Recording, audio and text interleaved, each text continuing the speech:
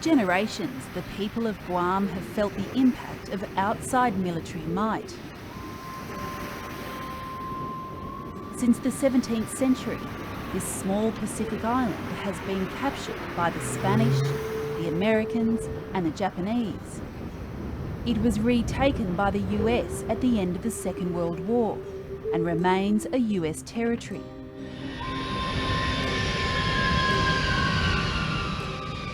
Today, American military bases take up a third of the island.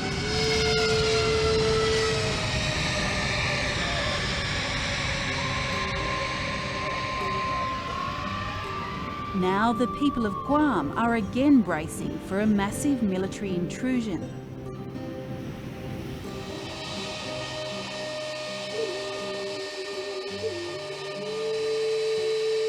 America's military planners have decided Guam will become a rapid response platform in the Pacific.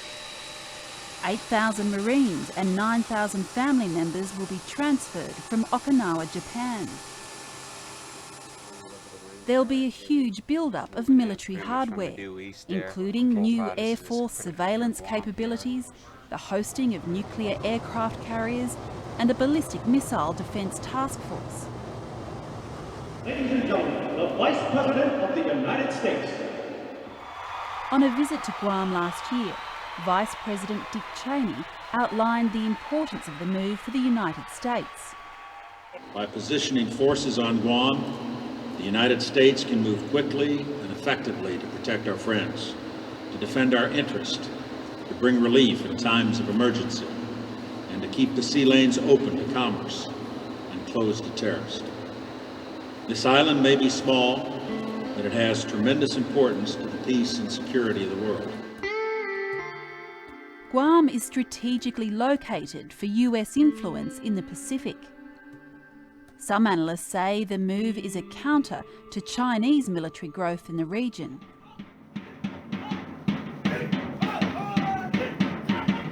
At one of Guam's many tourist resorts, a cultural show by the indigenous people of Guam, the Chamorro, is underway. Years of colonisation have already diminished their numbers, and the military build-up has raised fears that the Chamorro culture and population will be further diluted.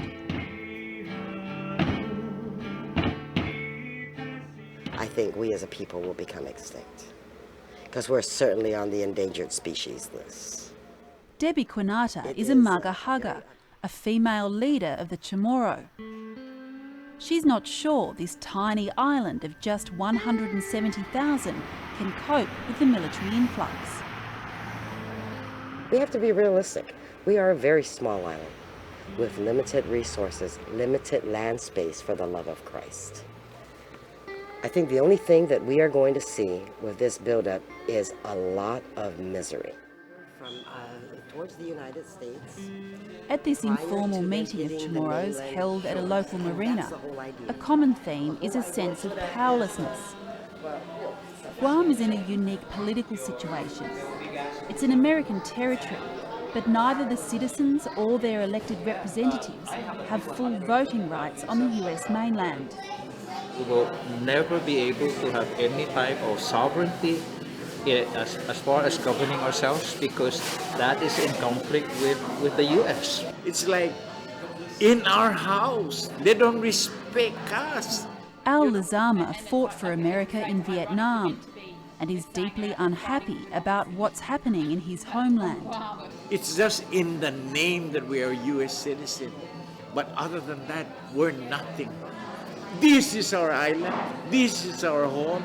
We have the fucking right to decide who's to come into our island and all this shit. But no, fucking America treat us like fucking worse than slave and all that. Not only were the people not consulted, I think the government officials are not consulted. They are told. Up at the governor's office in Guam, local officials are scrambling to prepare for the military build-up, a decision they had no part of. Have we estimated the number of available workers that we would have either on Guam currently or within the region, CNMI, It's estimated an extra 20,000 workers will be needed for construction, at least 16,000 more than Guam can provide. If we think it's all going to be coming from the Philippines, that there's already a lot, exactly, there's significant competition with other areas such as in the Middle East and Dubai, and that's bringing all the skilled Lieutenant miners out Governor from Michael there. Cruz is a That Chamorro they- and a committed patriot who served for the US in Iraq. He's welcoming the military build-up, but is wary of the impact on locals. A magnitude increase of 25%, which is about 40,000 people moving into our island in less than a decade, will prove to be a significant challenge to our infrastructure, to our environment, and through all the issues of life that affect our people. The costs for the military build-up have been flagged at $15 billion US. But that's all money to be spent inside the military bases. The Governor's office is lobbying to get help for the community outside the fence line. And this is a decision made above many echelons above us as a people here in Guam. But being patriotic Americans, we welcome and we're happy to be part of the tip of the spear. But since this was a national policy, there should be a national commitment towards the 170,000 American citizens that live outside the fence line here. Outside the bases, Guam is not a wealthy place. Around 25% of the population live below the poverty line. With thousands of workers and their dependents set to descend upon Guam, there are real fears that already stretched public services like health and education just won't cope. Sunday, Monday, Tuesday, Wednesday. In this classroom at a local primary school, the air conditioning is broken. As with all classrooms at this school, there's only one computer, usually out-of-date hand-me-downs from the military schools. When they're obsolete with them, they give it to us, and we try to make use of it as much as possible. We get their hand-me-downs. Yeah, Uncle Sam, they got everything. They got all the money. They don't even have to worry about getting their paychecks late. According to union figures, students here in the public system have $3,000 US a year spent on their education, while inside the base, it's $12,000 a year. This school is so strapped for cash that kids are rarely allowed to take home books, because if they're not returned, they can't be replaced. Teachers have to use their own money to purchase items, like if there's no Xerox machine, or no Xerox papers. So we have to go out and purchase the Xerox papers. Tissues, we need tissues, here in school. Children have runny nose and such, and so we request for tissues as well. Right now we don't have any paper towels here. As part of the military build-up, more schools will be built on base. Principal Derrick Santos is worried this means he'll lose even more teachers to the military schools. Payment is one. Number two, they get the supplies, materials. Number three, they get support. The equipments, they don't break down. They get all this, the financial situation with the federal and the military is always there versus our local government. We don't have that kind of support. It's not a priority.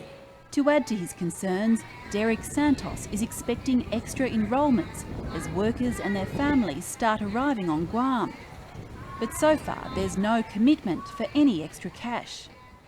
If we don't get any more money to help maintain our facilities, get the equipments we need, get the supplies we need, get the proper number of teachers we're going to need, there's no way we can sustain the influx.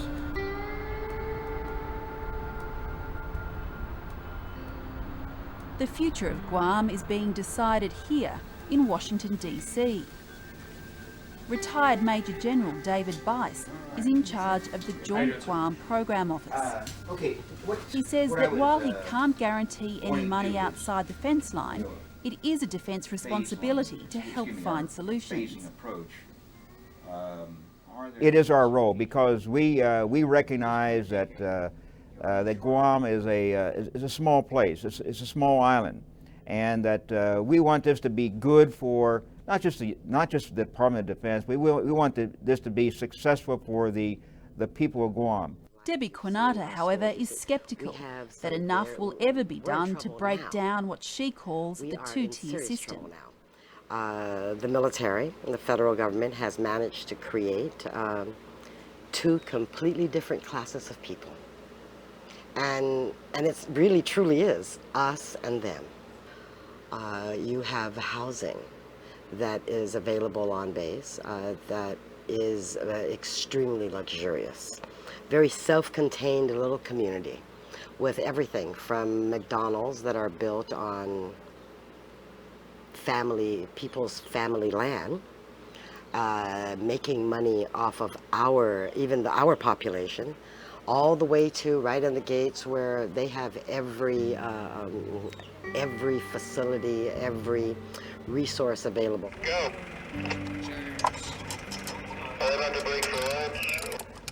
With the U.S. military presence coming in, the 8,000 Marines alone are going to be bringing in an annual payroll of about $300 million. Local business groups are welcoming the build-up, and the price of real estate is already on the rise. But some believe this surge in housing prices is indicative of how locals will be left behind. It will be beyond the reach of the local wage earner. It truly will be.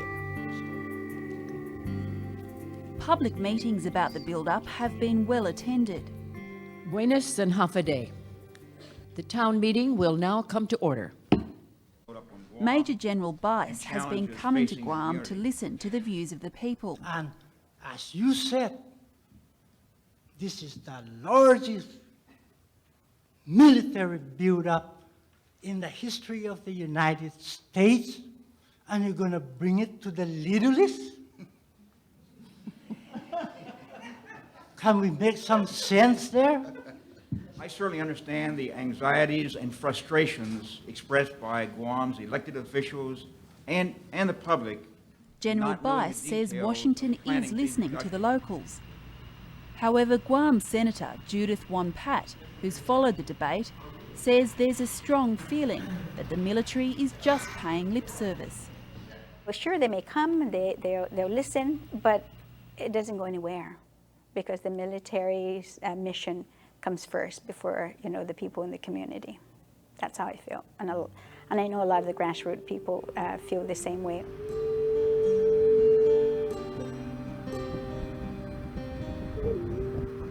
The people of Guam have a long history of serving in America's wars.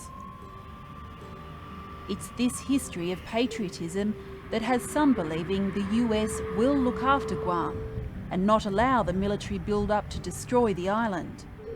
But we think that as good patriotic Americans, that as we continue our efforts will be rewarded.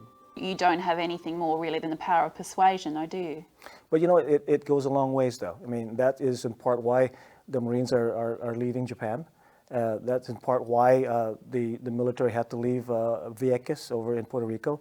And so at the end of the day, I think that that power of persuasion will come into play if we need it. We are a strategic location, a possession, a bounty of war, and they will do exactly what they want to do, when they want to do it, and how they want to do it. And if we don't like it, I think that's just tough.